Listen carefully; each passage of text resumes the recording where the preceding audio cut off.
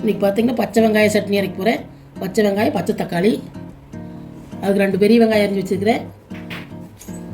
அதுக்கு தேவையான பொருள் ஒரு 2 தக்காளி, பச்சை தக்காளி, கொஞ்சம் கொத்தமல்லி தழை, 4-5 மிளகாய், கொஞ்சம் கருவேப்பிலை, தேவையான உப்பு, கொஞ்சம் 1/4 ஸ்பூன் சர்க்கரை, இதெல்லாம் போட்டு பச்சையாக அரைச்சிக்கலாம்.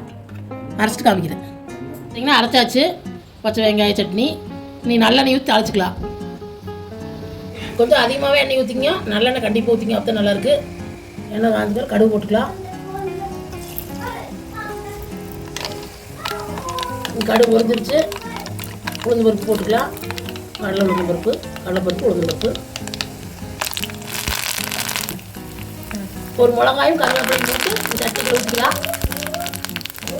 அடுப்பு ஆஃப் பண்ணிக்கலாம். சட்னிக்குள்ள ஊற்றிக்கலாம்.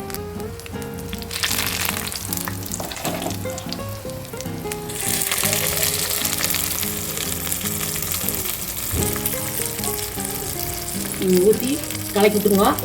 இந்த சட்னி பார்த்தீங்கன்னா இட்லி தோசைக்கெல்லாம் சூப்பராக இருக்குது. நீங்கள் உங்கள் வீட்டுக்கு செஞ்சு பாருங்க. செஞ்சு பார்த்து வீடியோ பிடிச்சிருந்தா லைக் பண்ணி, ஷேர் பண்ணி, சப்ஸ்கிரைப் பண்ணுங்க. இப்படி கலக்கி விட்டுருங்க. தாளிச்சு ஊற்றி